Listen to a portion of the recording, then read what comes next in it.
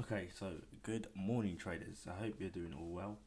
So today, this morning, what we've seen fundamentally, we've seen the Australian cash rate be kept at the same, and we've seen them release their monetary policy, which stated that they was looking to ease um, policies if needed, and but it all depends on how the economy performs. I did say this was going to happen. It's quite obvious to predict fundamentals, honestly, once you start to understand it. At the moment, let's look at EURUSD. Technically, we're coming to an area of support. Okay, we're still above our weekly support. Okay.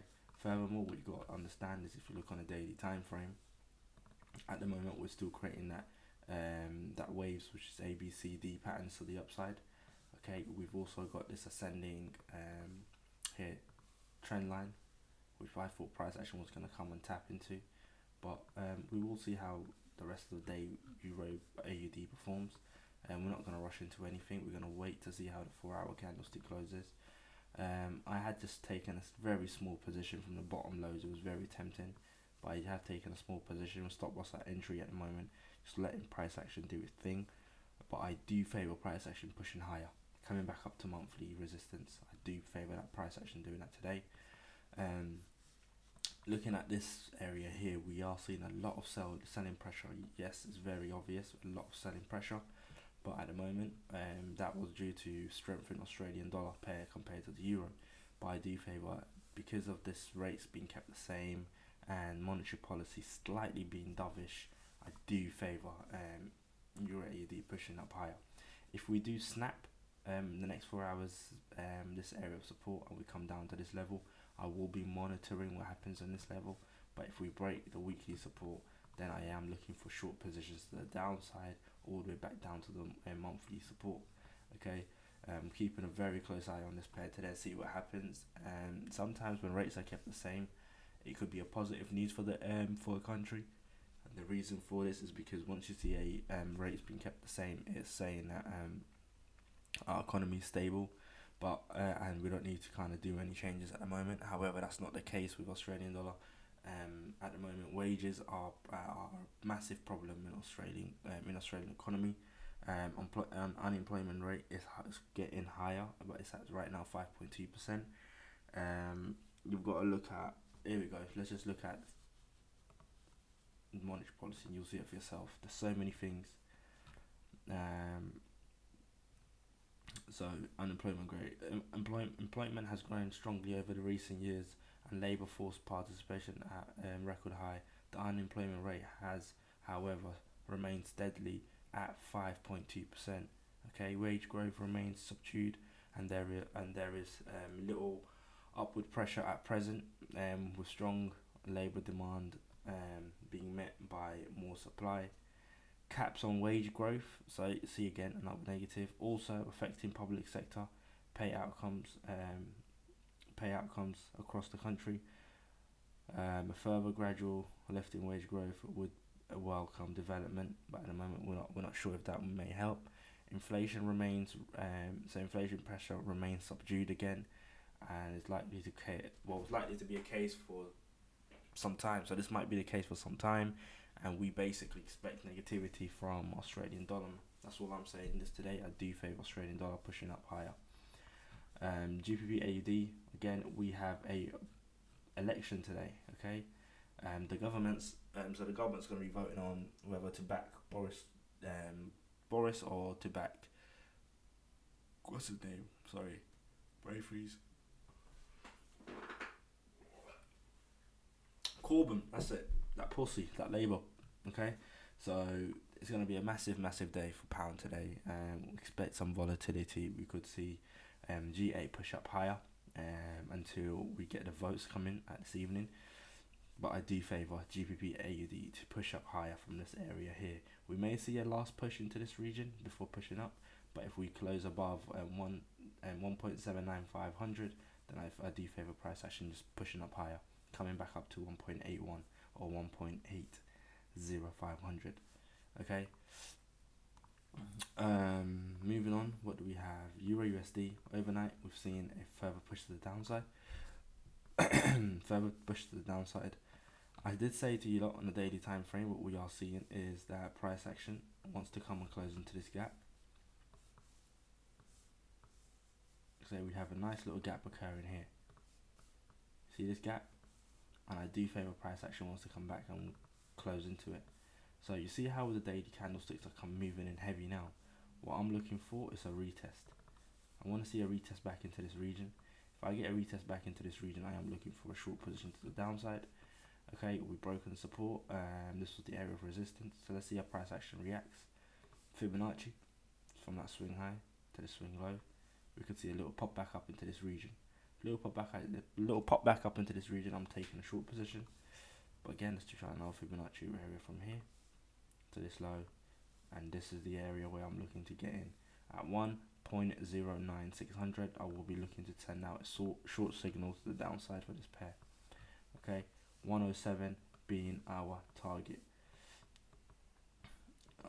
What's wrong with it's these magnets sometimes, guys? Annoying. But what we are looking for is this. We want to look for a trade. If we can get a trade from here back into this area, it's 200 pip drop. Okay, we want to see if we could just pop back in. Yeah, I want to see pop back into this area. Okay, we could see a nice fat drop into that region. So let's see how price action plays out for the rest of the day, and I will keep you guys updated. Don't be surprised by 100 pip moves, 200 pip moves. We are in the second quarter, and this is what's expected. Big moves in the market. Okay, a lot of liquid will be pumped in. It's Christmas around the corner, and big investors are looking to make substantial amount of money, end of year deals. So expect a lot of volatility, big moves in the market. Euro NZD pushing higher. We are looking for an up buy to the upside. Held with structure, still in an uptrend, even though we broke out this trend line. Trend line is invalid now.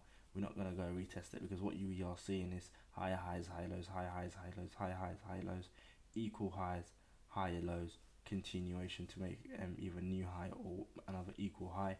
I want to see how the 4-hour candlestick closes. Quite indecisive at the moment, but I do favour price action pushing up higher on Euro today. Okay, wherever it's popped back up into this region and then push lower, I am looking for price action to push up to 1.7500. Okay. In fact, you could potentially look to get into this trade at the moment, but I will be monitoring it very, very closely. I do like this bullish engulfing. This is the retest. Let's see on a smaller time frame what we are getting. Retest isn't complete. Let's see how the 4-hour in fact closes in the next 10 minutes. But very, very good potential trade to the upside. USDCAD, as mentioned yesterday, we was going to push off from this region. I do favour a push back up into 1.34. If you can see on a daily time frame, we have got this wedge formation put like at the moment that's in play. It's a bearish flag, some would say. If you move this, it would look like a bearish flag, as you've had that push down, lower lows, lower highs, equal lows, correction. Can we now tap into that one more zone key level and then roll over to the downside? I am long on this, and I have been long on this since yesterday, but I do favour price action either reversing from this region or pushing up higher, keeping my stop loss at entry and taking some partial profits, and let's see how price action behaves. If I see a rejection, from this area here at 1.33500, okay, I will look for a short position. But if I see a break, I am holding my position up to the 1.34. Keep you guys updated on this pair.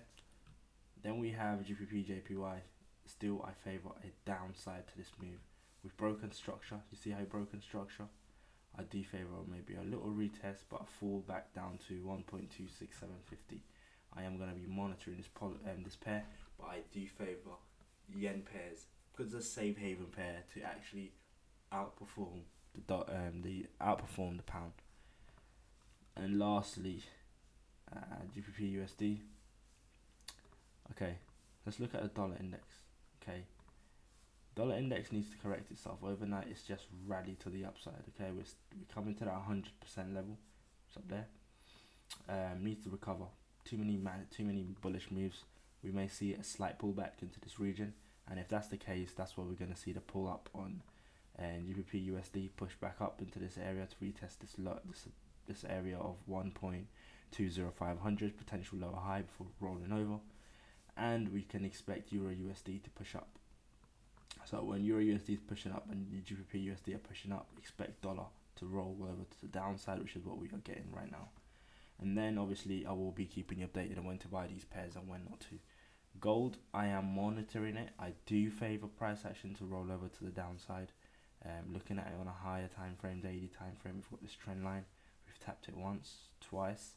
If we go to the 4 hour, I could expect now if we break, retest this zone, a pullback maybe into this zone, any of this area here. Okay, I do favor price action, just coming back and tapping the trend line one more time. But anyways, guys, I hope you enjoyed this morning breakdown. Slight, but I'll keep you guys updated on when we will go live. And yeah, we'll trade later on. Peace.